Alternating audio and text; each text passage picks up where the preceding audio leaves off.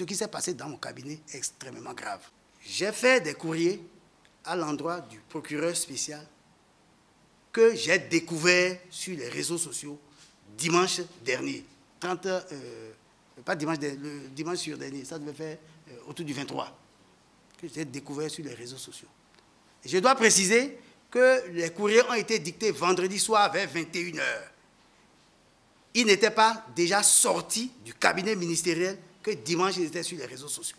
C'est moi qui ai demandé au procureur général près la cour d'appel de Cotonou d'ouvrir une enquête sur le vol, en tout cas le processus qu'il y a ou les faits qui ont conduit à ce que cette lettre-là, confidentielle, qui n'a pas encore quitté mon cabinet, se retrouve sur les réseaux sociaux. Et vous savez ce qui a été découvert? On a découvert que parmi le personnel attaché au cabinet du ministre directement se trouve un certain Landry Barnabé Linsouci, qui est l'auteur de cette divulgation, qui est celui par qui ce document-là est sorti du cabinet pour se retrouver sur les réseaux sociaux. Il est passé aux aveux et a reconnu qu'il a profité de l'inattention de la secrétaire pour prendre la photocopie du document qu'il a empoché et pour aller donner à qui? Pour donner à M. Valentin Djenontin, qui se trouve justement être son beau-frère. Il se trouve donc que Linsouci Barnabé, qui est le beau-frère du ministre Djenontin, a volé un document dans lequel le nom de Djenontin était cité.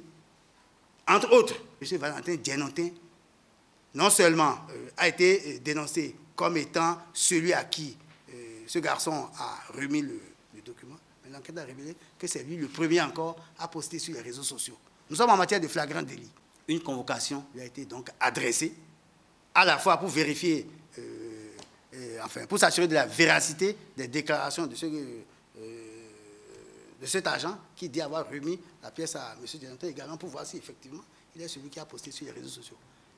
C'est de ça qu'il s'agit. C'est là donc la convocation qu'il a reçue de l'Office central de répression de la cybercriminalité, qui est une institution créée, qui est une unité de police judiciaire spécialement créée pour rechercher, en tout cas faire des enquêtes en matière de cybercriminalité. Là encore, nous sommes dans le domaine de compétence d'une institution. La convocation qu'il a reçue est de l'ORCC, donc l'Office central de répression de la cybercriminalité, qui n'a rien à voir avec l'autorisation de poursuite délivrée par l'Assemblée nationale au sujet des faits qui lui seraient reprochés, des faits de malgouvernance à l'occasion de la campagne agricole 2012, 2013, 2013-2014.